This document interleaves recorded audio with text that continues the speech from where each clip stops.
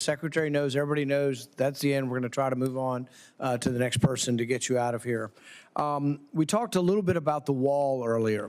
The administration has asked for $46.5 billion for the wall. The border on the Mexican border is about 1,950 miles. We've fenced or walled about 700 of it. That leaves about 1,200 miles. There's 200 or 300 miles of it that probably never going to have a fence on. It's mountainous or just impossible to fence or wall. So I would say realistically, you got under 1,000. But let's just say there's 1,000. You really want to wall on 1,000.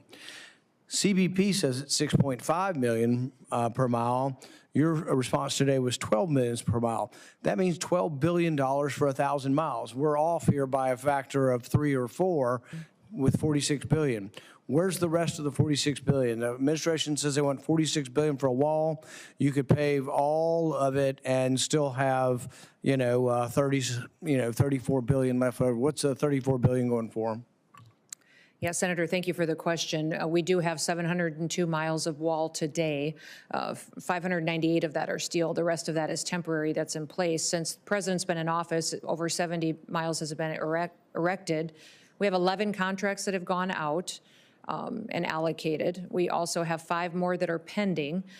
Based on the dollars that have been requested, it's not just the infrastructure that would be built, that would be the actual wall construction.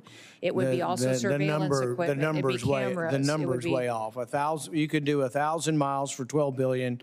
You're asking for 46 billion. So I'm one who's not impressed and would have to see more detail as to where the rest of the money goes. We can't just throw $30 billion out there and say things cost a lot. I agree. We'll get. Are you shocked to find out your tax dollars might be paying for Super Bowl security? Today, we uncover a congressional showdown that left Rand Paul reeling. In a fiery hearing, Rand Paul grilled DHS Secretary KRISTI Noem, demanding answers on why the border wall budget is $46.5 billion when it should cost just $12 billion.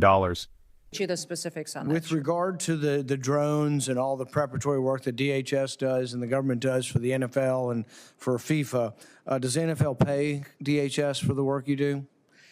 Boy, not to my knowledge. I will. Well, I mean, here's my point. The NFL makes billions of dollars. We're $2 trillion in the hole. I don't care if government shares their technology and government helps out the World Cup. They ought to pay. Yeah. People are paying hundreds of dollars for tickets. I mean, thousands of dollars for the NFL, for Super Bowl and things. They're also paying for FIFA. And so these people ought to pay. And so I'm one holding up these authorizations, and I'll let them go forward. But I want people to pay. I mean, it's ridiculous that the average taxpayer who could never afford to go to an NFL Super Bowl has got to pay for their security. Should the government help? If we have technology they don't? Perhaps, but they ought to pay. So NFL, FIFA, I think they all ought to pay, and we'll be insisting on trying to put language in that. If you're a for-profit entity and the government's helping you, you ought to pay for it. With regard to TSA Quiet Skies and Tulsi Gabbard situation, I suspect there are going to be other people that were caught up in this thing as well. I'm horrified by the idea that we took a former congresswoman and we're surveilling her and riding on jets with her. There was another story of an air marshal whose wife, might have been at January 6th or something, and now we're, have air marshals following another air marshal or his wife. So I want to hear the whole story of what happened. I want to hear that people have been let go, that they're no longer doing this. If there were abuses of Tulsi Gabbard's liberties, I want to hear from that.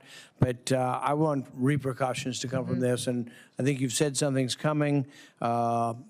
Please let us know, and let us know how the program the destruction of civil liberties can be minimized.